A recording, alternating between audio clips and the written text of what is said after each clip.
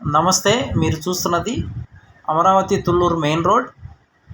100 అడుగుల main road ఆనుకొని 24 hours transport కలిగినటువంటి గవర్నమెంట్ రోడ్డుకి ఆనుకొని 50 ఎకరాలలో సిఆర్డిఏ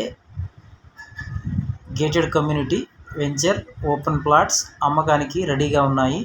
సైట్ చాలా వేగంగా డెవలప్మెంట్ జరుగుతూ ఉన్నది. అన్ని 40 అడుగుల సీసీ రోడ్లు, drainage, electricity, compound wall, entrance arch,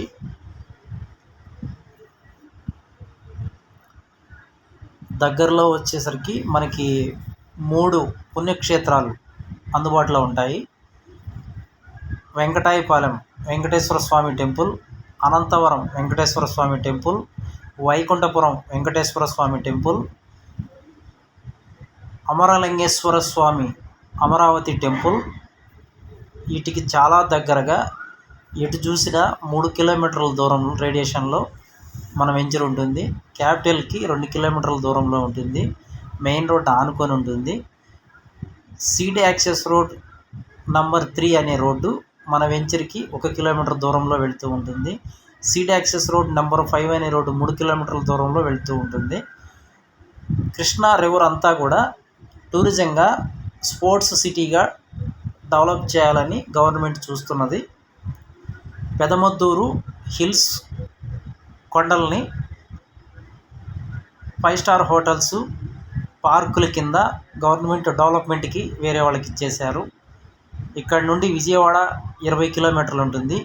ఇక్కడ ఐకానిక్ బ్రిడ్జెస్ కట్టబోతున్నారు. ఇవి కట్టిన తర్వాత టూరిజంగా చాలా డిమాండ్ ఉంటుంది ఈ ఏరియాకి. రీసేల్ వాల్యూ కూడా బాగానే ఉంటుంది. ఫుల్ గ్రౌండ్ వాటరు, పొల్యూషన్ అనేటువంటిదే ఉండదు. ఇక్కడ గెస్ట్ హౌస్ కట్టుకోవచ్చు, ఇండిపెండెంట్ ఇల్లు కట్టుకోవచ్చు. రేపు ఏరియా వచ్చేసరికి రాజధాని నడిబొడ్డులో ఉన్నట్టే ఉంటుంది. ఇన్నర్ రింగ్ రోడ్డుకి చాలా దగ్గరగా ఉంటుంది. క్యాపిటల్కి కూడా దగ్గరగానే ఉంటుంది. టెండరు దాఖలుకు ఈ నెల 10వ తేదీ వరకు గడువిచ్చింది. అమరావతిలో జగన్ పక్కన పెట్టిన ఒక్కో కీలక ప్రాజెక్టు కూటమి ప్రభుత్వం అధికారంలోకి వచ్చాక పట్టాలెక్కుతోంది. ఎన్ఆర్టీ ఐకాన్ పేరుతో 5 ఎకరాల్లో నిర్మించే భారీ భవనానికి సంబంధించి ఫౌండేషన్ నిర్మాణానికి Andhra Pradesh non resident Telugu society APNRTS టెండర్లు పిలిచింది. పోడియంతో కలిపి 36 అంతస్తుల ఎన్ఆర్టీ ఐకాన్ భవనాన్ని 3 దశల్లో నిర్మిస్తారు. మొదటి దశలో నిర్మించే ఫౌండేషన్ కు ఇప్పుడు టెండర్లు పిలిచారు. తదుపరి బిల్డింగ్ సూపర్ స్ట్రక్చర్ కు, ఆ తరువాత బయటకు కనిపించే భాగానికి టెండర్లు పిలిచి నిర్మాణం చేపట్టనున్నారు. దాదాపు 600 కోట్ల అంచనా వ్యయంతో జంట టవర్లుగా దీన్ని నిర్మించనున్నారు. 2028 నాటికి పూర్తి చేయాలని లక్ష్యంగా పెట్టుకున్నారు. కేవలం ప్రవాసాంధ్రుల కోసం వారి నిధులతోనే ఈ భవనం నిర్మించనున్నారు. ఇందులో నివాస ప్లాట్లను, కార్యాలయ ప్రాంతాన్ని వారికే విక్రయిస్తారు. పార్కింగ్ కోసం 2 అంతస్తుల సెల్లార్, దానిపై 3 అంతస్తుల పోడియం ఉంటుంది. దానిపై 33 అంతస్తుల్లో భవనం నిర్మిస్తారు.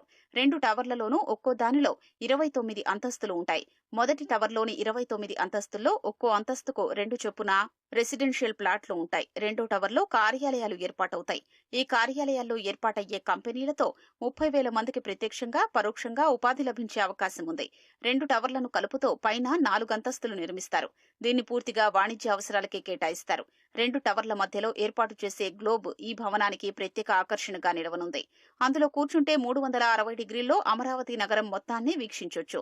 గ్లోబ్ లో 10 నుంచి 12,000 చదరపు అడుగుల విస్తీర్ణంలో రెస్టారెంట్లు, kitchen, executive dining hall, lounge వంటివి ఏర్పాటు చేస్తారు. ప్రత్యేకంగా ఎన్ఆర్టీ క్లబ్ హౌస్ ఉంటుంది.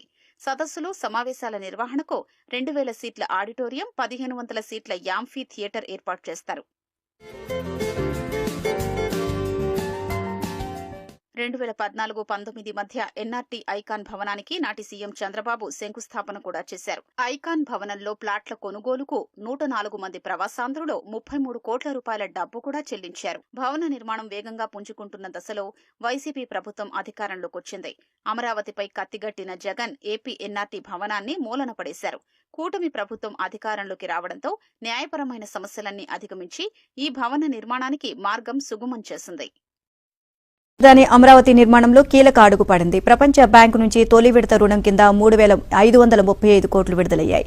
ఈ నిధులు ఏపీ ప్రభుత్వ ఖాతాలో జమయ్యాయి. తాజాగా ప్రపంచ బ్యాంకు నిధులు విడుదల చేయడంతో త్వరలో ఆసియన్ డెవలప్మెంట్ బ్యాంక్ నుంచి కూడా మొదటి విడత రుణం విడుదలయ్యే అవకాశాలు ఉన్నాయి.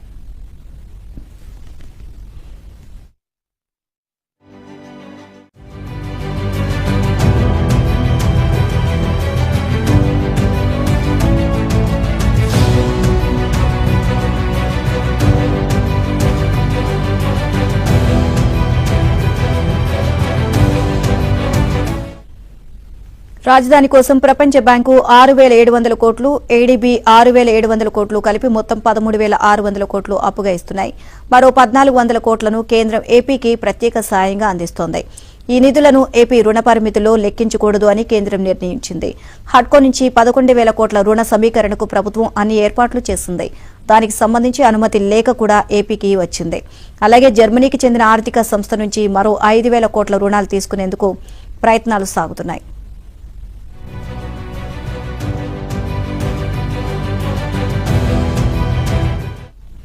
అమరావతి నిర్మాణం కోసం ప్రపంచ బ్యాంకు ఏడీబీ రుణాన్ని గత ఏడాది డిసెంబర్లోనే ఆమోదించాయి. దీనిలో భాగంగా ఈ ఏడాది జనవరిలోనే ప్రపంచ బ్యాంకు నుంచి మొదటి విడత అప్పు విడుదల కావాల్సి ఉంది. అయితే ఈ ప్రాంతం రాజధానిగా పనికిరాదని, అప్పు ఇవ్వొద్దంటూ కొందరు ఆ బ్యాంకుకు లేఖలు రాశారు. ఈ అభ్యంతరాలను పరిశీలించి నిర్ణయం తీసుకునేసరికి 2 నెలలు ఆలస్యమైంది. 2018లో కూడా వైసీపీ ఇలాంటి కుట్రలు చేసి అమరావతికి అప్పు రాకుండా అడ్డుపుల్ల